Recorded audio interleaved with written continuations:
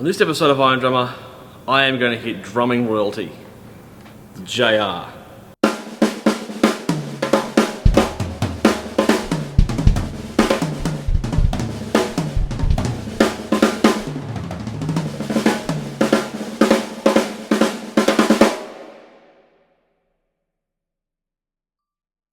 On this episode of Iron Drummer, I am playing the prestigious rare John Robertson snare drum. This is the 15x5, not the 14, but the 15. This thing is so rare, it is very hard to find. And basically, if you were going to find one, you'd be paying anything between $1,000 and $1,200 US plus shipping.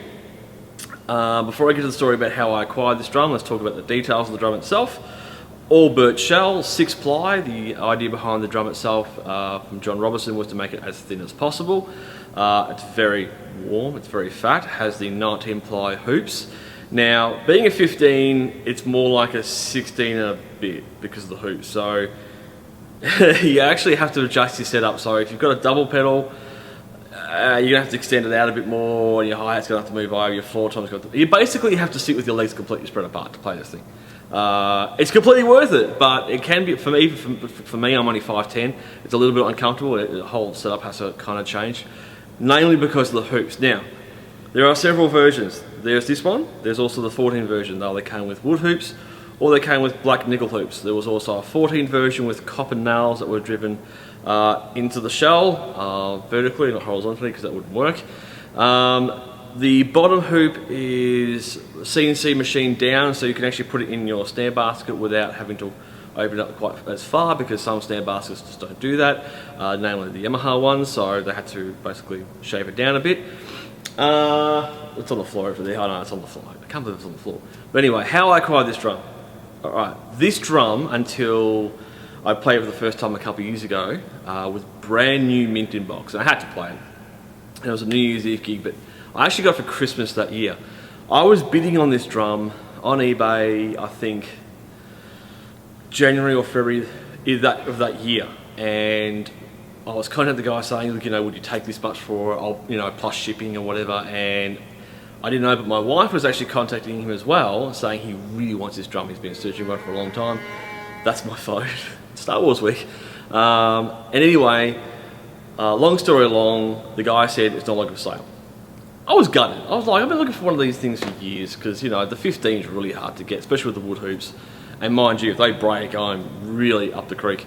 So anyway, what I didn't know is my wife bought it for me and then hid it in the house. There wasn't a lot of places to hide the house, and I didn't even know.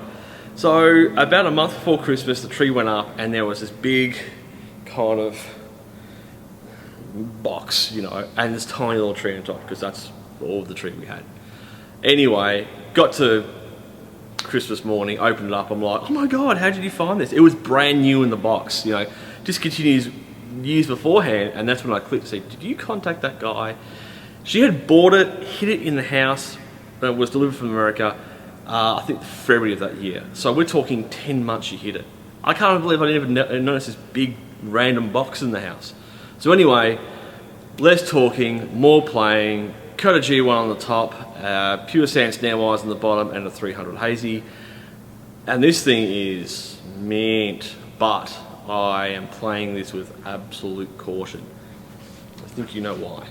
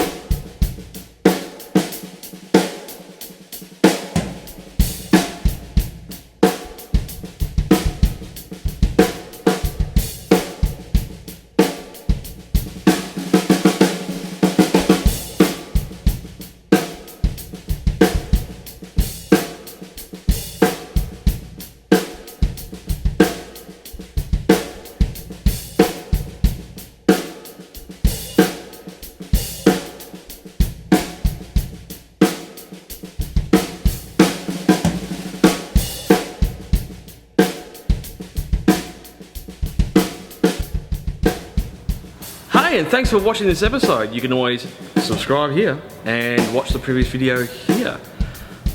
Please like, share, any comments or any questions, let me know. Great to hear from you.